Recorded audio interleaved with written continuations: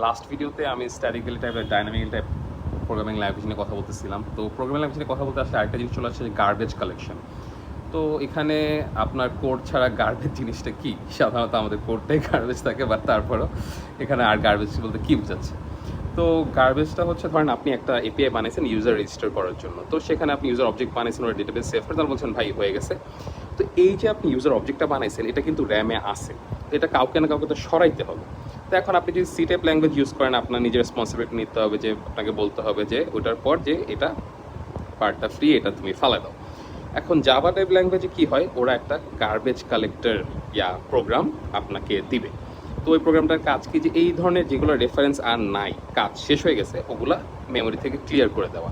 তো জাভাতে এগুলা আপনার অনেক টিউনমিউন করা যায়, গার্বেজ কালেকশনের কী চলবে, কেমনে চলবে, এই সেই। গোতে আবার এটা অত কিছু যায় না, কারণ গোর মানে ডিজাইন ফিলোসফি এটাই যে ও অত প্যারা নিতে দিবে না ইউজারকে, ও কিছু করে ফেলবে। রাস্ট আবার যেমন কম্পাইল টাইমে আপনার এইসব ফ্রি অ্যাড করে দেয়, আপনার সবসময় নিজস্ব নিজে থেকে করা লাগতেছে না। সিতে একদম যা আপনার নিজেরই করতে হবে। তো এখানে এই যে এটার যে আরও ডিটেলস আছে, হয়তো ইমপ্লিমেন্ট কেমনে রেফারেন্স বুঝতেছে কখন শেষ, তারপরে যে কোন কোন ধরনের গার্বেজ কালেক্টর আছে, কার কী দিবে, কেউ কোডটা যেমন কনকারেন্টলি চলতেছে, জাভা আপনাকে প্রোগ্রাম এক্সিকিউশন থামায় তারপরে এটা ক্লিয়ার করতেছে। তো এটার জন্য আপনি দেখবেন যে স্পেশালি এই ইলাস্টিক সার্চে খুবই ভিজিবল, যে দেখবেন রাজ্যের আছে, সার্কিট এক্সপ্রেশন আছে, তারপরে মেমোরি যে একটু পর বলবে যে মেমোরি প্রেশার বেড়ে গেছে, সেই বাউসাল। তো জাভার মতো ল্যাঙ্গুয়েজ ইউজ করলে এগুলো হবেই।